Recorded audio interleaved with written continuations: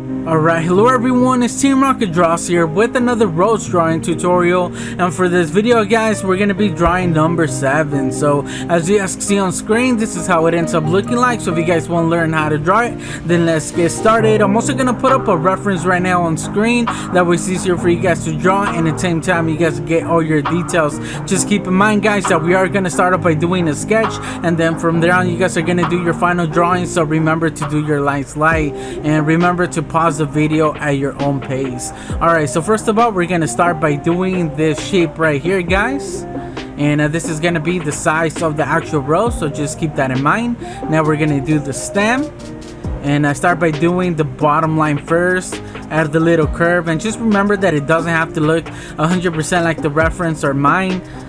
The reference is just there to help us. Alright, so we end at a point right there, and just try to keep the stem the same thickness throughout the whole stem guys. Now for one of the leaves, and right there I just pointed it out that it's a little bit smaller, roughly the same size as the actual rose. There we go. Now there's another one around here. You do the leaf, the middle right there, and then just try to make all the leaves roughly the same size and shape. There's gonna be another one right there, and in order to get the shape for this one, I ended up just doing it this way, and I think it works out.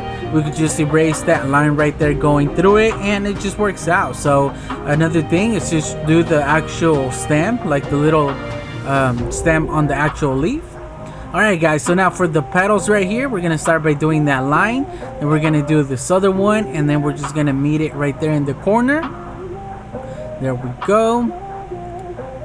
So it's just a little bit doing here and there, and for this one right here guys, this is what I like calling a lip, and I know that's not the right word, but it's basically where the petal folds over. Alright, so now around here there's another lip right there on that petal. Now that we have that, we could actually do the middle right here. It's like really thin oval shape. And there we go. And actually close this off right there. Finish off this petal and this one right here. Now that we have that, we could actually do the outside petals since we already did those. And we could just finish off that one right there by making it a petal. Alright, so now for this one outside, and this one over here. So this one and the other one that we did on the other side should roughly stick out the same. It should be around the same thickness as I was pointing out right there. Now for this smaller one down there, and right there in the middle guys of the actual stem where it meets the rose, we're gonna do this part of the stem right here, which is I guess like leaves, right? Correct me if I'm wrong. And this right there is a little bit thicker, and now we can finish off the last of the petals. And now that we have that guys, we could actually start erasing some of those lines that are not supposed to be there. And we basically got our sketch, and we just need to finish off by adding that little part of the leaf right there of the stem, and just adding these right here.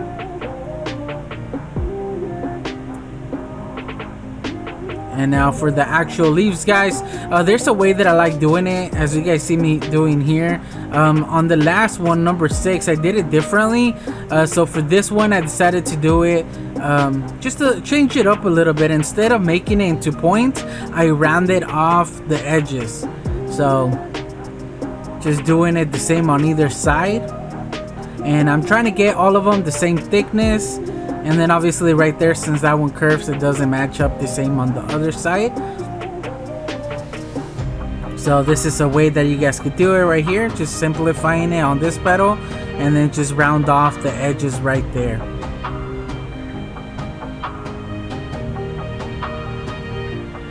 Alright, so now for the actual stem. The actual stem are not straight line guys, so you guys see me going over the lines that I did before, and just adding a few little curves here and there just to make it look a little bit more natural.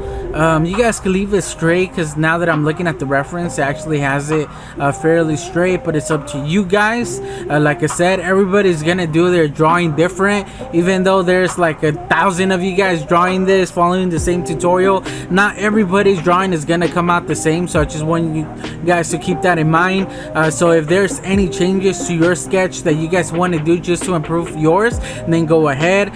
The reference is just up there as an idea, you know. You guys don't have to follow it 100%. Right here I was just showing you guys on some of the areas that you guys can shade. I'm not pointing out exactly the way to shade it, it's just me pointing out the areas to shade. I have the reference up there for a better idea. So I did end up outlining the actual outline, guys. Right here I used my Copic outliner because I did end up coloring it using markers, and I'm just going over the reference right here after I made any changes necessary. Like, I was fairly happy with the actual sketch, so I just decided just to leave it like that. And once I go over my outline, I do work on the lines a little bit better, you know what I mean, just to lay out the final outline.